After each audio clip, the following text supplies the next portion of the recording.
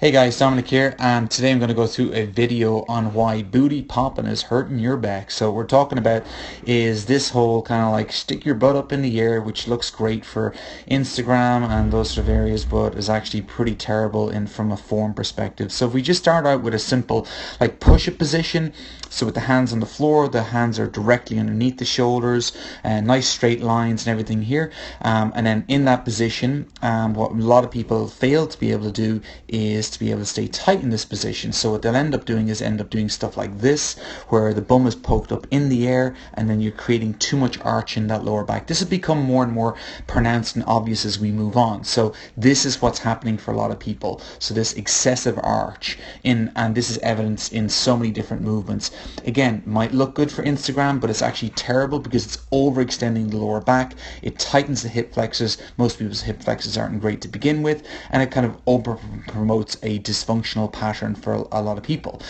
So what we're looking for in a basic push-up position is the following, where the back is nice and flat and everything looks straight, which you'll need to be able to tuck your pelvis under. That means taking your pelvis and pulling it backwards slightly and contracting your abs, and then squeezing your legs together to create a little bit more tension, which will allow you to use your abs a little bit more. If we then follow that into something as simple as a plank position, again what you'll often see is this, where again it might look good because the bum is up in the air, but it's actually a terrible position. Where we want you to be is, instead of being there, we need you to be there. So all we've done there is just again tuck the pelvis under a little bit more, squeeze your bum, squeeze your heels together, and this all should look flat. If you really struggle to be in this position, you could always start out with your knees on the ground and then work up to that as you get better. Let's move it on. So if we look at something a little bit more technical, but it's actually becoming a little bit more popular these days because people want to try handstands. We're looking at a wall facing handstand, and you can see that's pretty stacked up nice and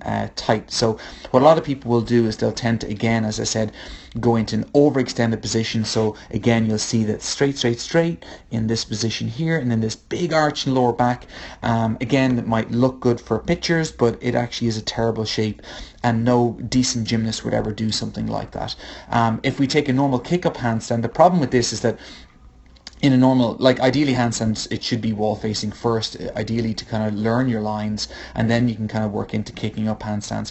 The problem with kick up handstands straight away is that you'll always be overextended straight away, and you have to kind of get into a tighter position as you get better. You could always obviously start closer to the wall, and that will help with that. But this is quite normal, and what you'll see from a lot of people is this, what we call like a J handstand. So people get into this J position the whole time, which is the wrong position because the head is in front of the arms.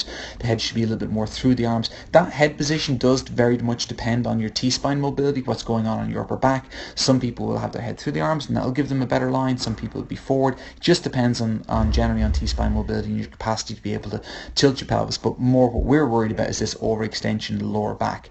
So again, what we need to do is correct that position by contracting the abs, flattening the body out, and we can see there's a much better line now in that position. It looks prettier.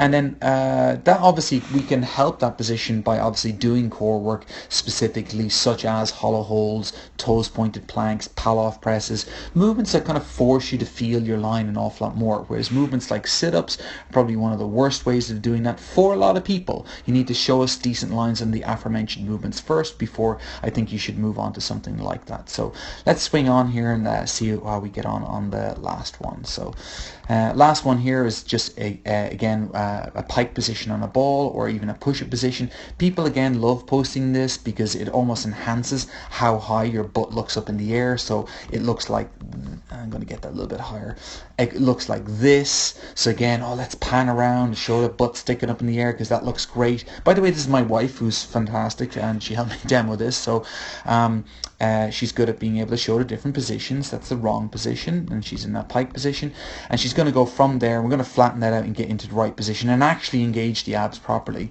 So she's going to lower that down, flatten it out, and that's, you can see, is a far better line. So if she wanted to move into a pike, the hips would go up high, and then she'd pull that ball towards her shoulders or towards her hands.